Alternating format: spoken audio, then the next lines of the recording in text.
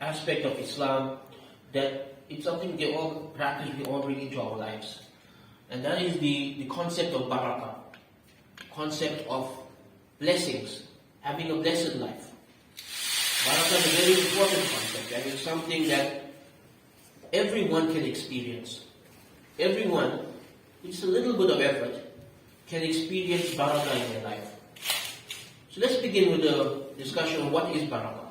What does this word mean? We hear it all the time, right?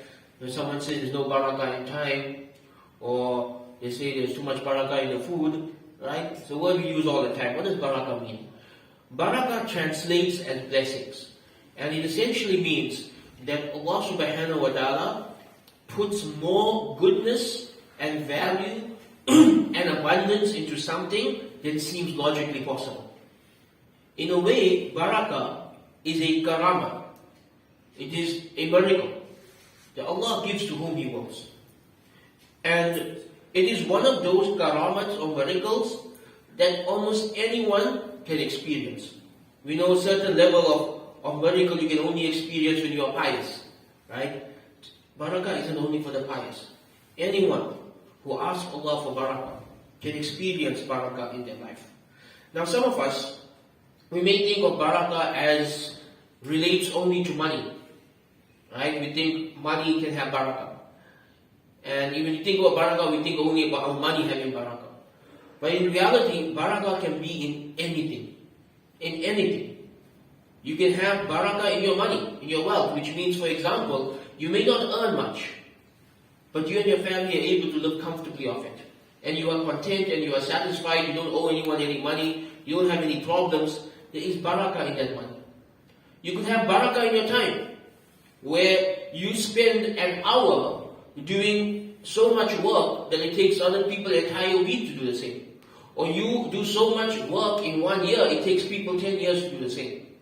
This is barakah in time. We see this with many of the righteous predecessors. There are people whose books that we read today that lived 1,000 years ago. I'll give you an example, Imam an-Nawawi. Imam an-Nawawi actually passed away at a very young age. He didn't live in this world for a very long time. He lived a very short life, right? Yet he has written books like multiple volumes, like 20-volume books on fiqh, on hadith, and you wonder, how did he write so much? Right? Another example of that would be At-Tabari. At-Tabari has written some of the longest books of tafsir and history. He didn't live that long. There was barakah in what he did. Sometimes barakah can be in the effects of a project. Right? That someone could write something short. Doesn't take them much time. Maybe somebody just wrote a brief article or a booklet. It took them 1 day to write it. Yet 1,000 years later, people are still benefiting from it. This is barakah in one's efforts. You do something small, it has a ripple effect for centuries and keeps coming back into your account as good deeds. So barakah can come in many ways. And if you go back to the first generation, one of the best examples of barakah from the first generation is Anas ibn Malik, radiyallahu anhu. Who was Anas ibn Malik? And what was the barakah he experienced? Anas ibn Malik was from the Ansar. He was from the people of Medina. He was only 10 years old when Rasulullah sallallahu alayhi wa sallam moves to Medina. Anas ibn Malik's mother, Sulaim, sends Anas to work for the Prophet sallallahu alayhi wa sallam for 10 years. So Rasulullah sallallahu alayhi wa sallam, he lives next to the Masjid al-Nabawi, and just across the road from him is the house of Sulaim. And every day she would send her son Anas across the road to spend time with the Prophet ﷺ, to accompany him, to help him with his work. And so he spends 10 years in the company of Rasulullah sallallahu alayhi wa sallam. And all his mother asks for in return is one thing. She said, "Oh Rasulullah, make dua for my son. Make dua for my son."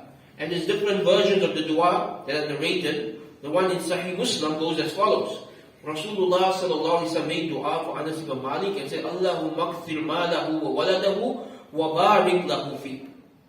Oh Allah, give him a lot of money and a lot of children and put barakah in it. Very beautiful dua. The dua of Rasulullah sallallahu alayhi wa sallam for Anas ibn Malik. Give him a lot of wealth and a lot of children and put barakah in it. Put barakah in his wealth and in his children. Another version of the dua said, "Oh Allah, give him barakah in his wealth, his children, and his life."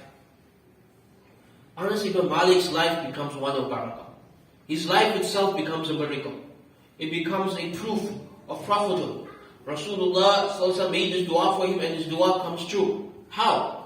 Anas ibn Malik lives to be like 120. He lives longer than almost any other Sahabi. Right? He lives all the way past 100 years. He becomes, at one point in time, the last Sahabi still teaching, when it's still 100 years after Rasulullah sallallahu alaihi wasallam passes away. There's barakah in his life. He lives a long life. But it's not just a long life, it's a productive life. He is amongst the top 4 narrators of hadith. Right? He spends his life teaching hadith. He has barakah in his children. It is narrated when Anas ibn Malik was an old man and he'd be walking to the masjid, there would be like 100 men walking behind him. And people would ask, "Are those his students?" And people would say, "No, those are his sons and grandsons." 100 descendants. And they weren't just average descendants. These were scholars of hadith. These were warriors. These were businessmen. These were the leaders of the community, the descendants of Anas ibn Malik. And he had barakah in his wealth. He had such barakah in his wealth that it is narrated that whenever somebody in Medina wanted to open a business, they'd ask Anas ibn Malik to be a silent partner in the business. To basically just invest a little bit in the business. Because any business that Anas ibn Malik would invest in would become profitable. This was the barakah of his wealth. Allah blessed him with such barakah in his wealth. Any business he invested in would become profitable. And so he lived a long life with a lot of wealth and a lot of children and a lot of good deeds. And this is the effects of the dua of Rasulullah sallallahu alaihi wasallam. A dua for what? Barik lahu fi. Give him barakah in all of this. And so today I want to share with you a few simple tips, things we all can do that will bring barakah into our lives. They can bring barakah into our general life, into our marriages, into our family life, into our work, into our money, into our projects, into everything. A few simple tips. Number 1, live a life that is pleasing to Allah. At the end of the day, only Allah can give you barakah. He is the source of barakah. If you are living a life of sin, and you're asking why I don't have barakah in my life, well, the answer is right there. You choose to live a life that attracts the opposite of barakah. Remember, righteousness attracts barakah. Sin robs your life of barakah. It's the same with wealth, right? That earning halal puts barakah in the wealth. Earning haram removes the barakah from the wealth.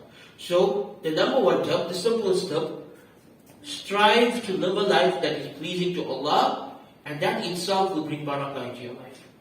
Number 2, in everything you do, have ikhlasun niyah. Have good intentions. Start a project with good intentions, Allah will put barakah in the project. Too often, we start projects without really figuring out our intentions. And sometimes we have wrong intentions. We do things for ego, we do things for fame, we do things for money, we do things to give ourselves a power boost. So from the very beginning, there's no barakah in the project because we're doing it for the wrong reasons. Start with the right reasons.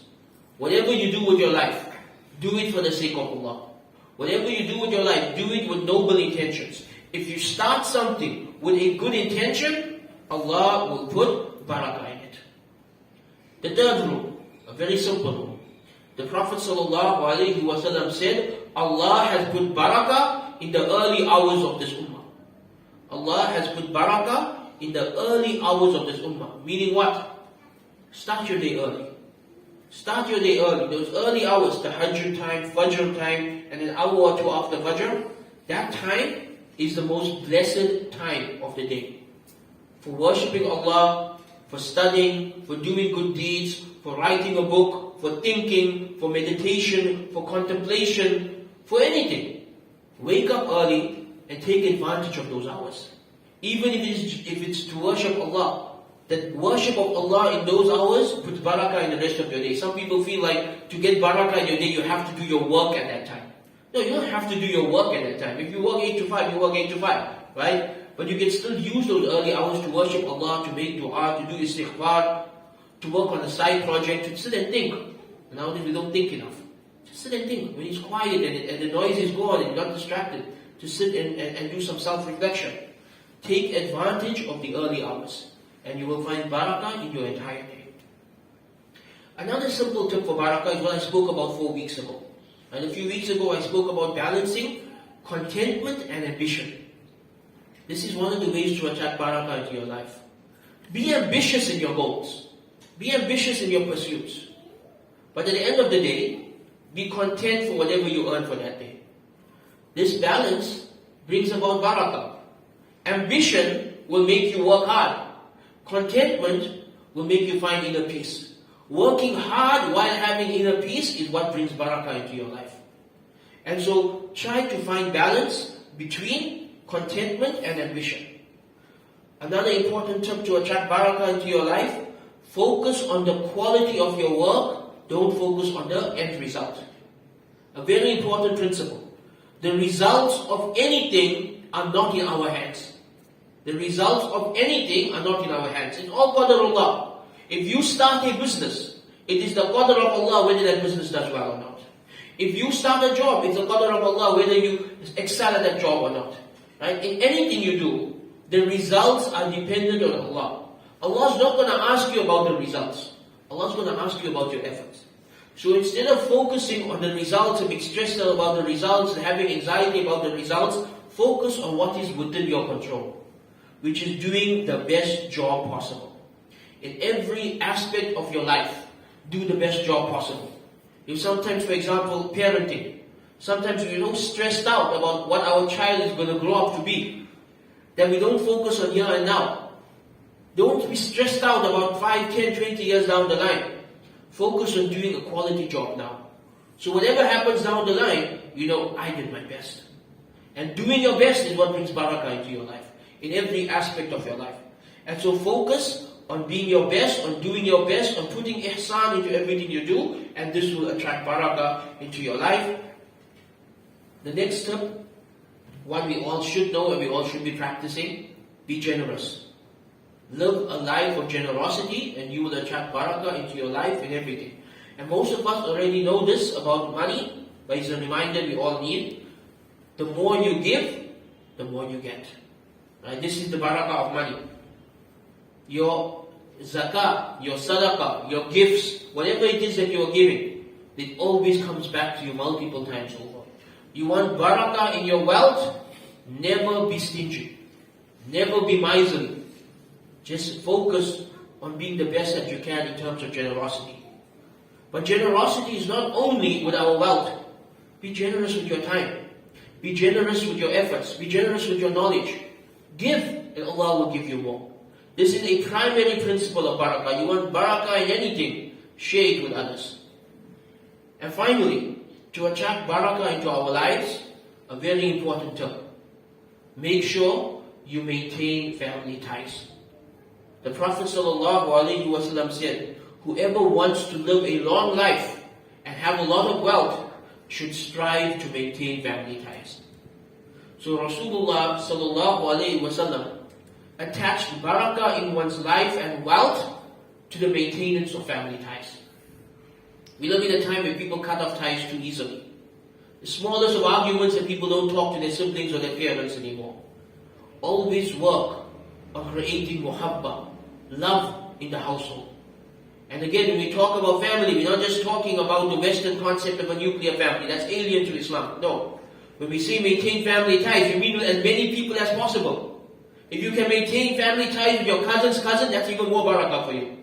If you can maintain family ties with your grandfather's cousin's granddaughter, there's more family ties for you, there's more barakah for you.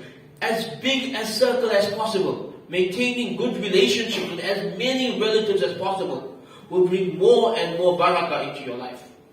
So these are some simple tips that all of us can practice, nothing that's beyond our abilities. And each of these help us to have a blessed life.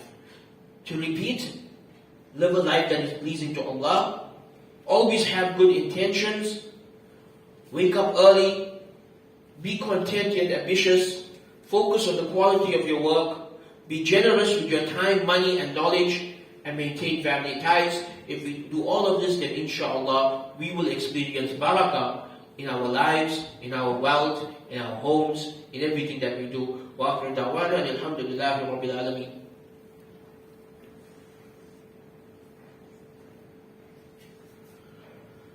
Alhamdulillahi wahda wassalatu wassalamu ala man la nabiyya ba'da amma ba'd. فإن أصدق الحديث كتاب الله وخير الهدي هدي محمد صلى الله عليه وسلم وشر الأمور محدثاتها وكل محدثة بدعة وكل بدعة ضلالة وكل ضلالة في النار.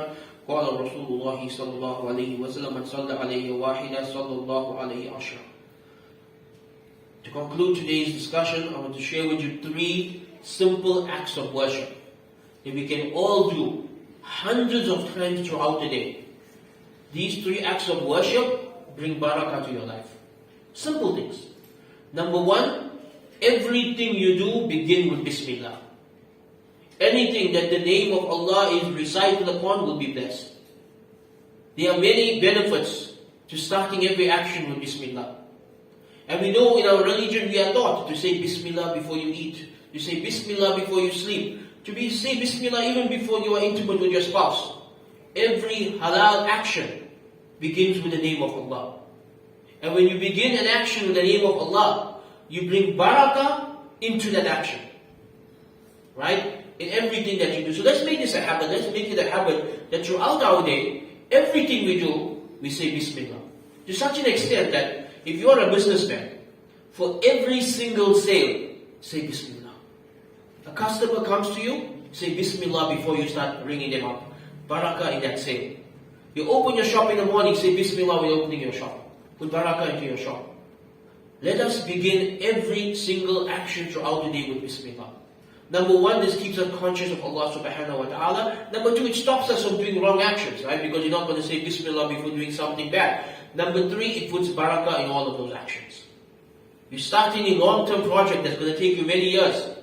As you take that first step, writing out that first draft, working on that first template, say Bismillah. Begin everything in the name of Allah, and there will be blessings in it. The second act of worship, a simple thing you can do throughout the day many times, that brings barakah into your actions. Ask Allah for barakah. Make dua. We go back to what we mentioned at the beginning of the first khutbah. Rasulullah sallallahu alayhi wa sallam made dua to Allah for Anas ibn Malik, Barik lahu fi. Put barakah in all of this for him. So we too, make dua for barakah. Think about it, what is the dua we make for people when they get married? Ask Allah to put barakah in their marriage and the children that they produce from their marriage. Right? Go back and read the dua and read the translation. You're literally asking Allah to put barakah in the marriage and what the marriage produces. It's the same for the dua before being intimate with your spouse. You're asking Allah, you're starting with Bismillah, and you're asking Allah to put barakah in whatever children you'll produce together. We ask Allah for barakah, we will get barakah. Many people don't ask Allah for barakah. We don't make enough dua. If you feel you don't have barakah in time, ask Allah for barakah in your time. If you feel you don't have barakah in your money, ask Allah. Only Allah can give you barakah. Only Allah can bless your time and your wealth. So are we asking Him? Are we making this dua? Are we making dua for barakah in our children, in our lives, in our wealth, in our time? Or are we just complaining there's no barakah in time, there's no barakah in money? Stop complaining and start asking Allah. The believer does not complain to other people, they ask Allah. Finally, a simple tip for attracting barakah into your life, a very simple act of worship that we all can do throughout the day. Send abundant salawat and durood upon Rasulullah sallallahu alayhi wa sallam.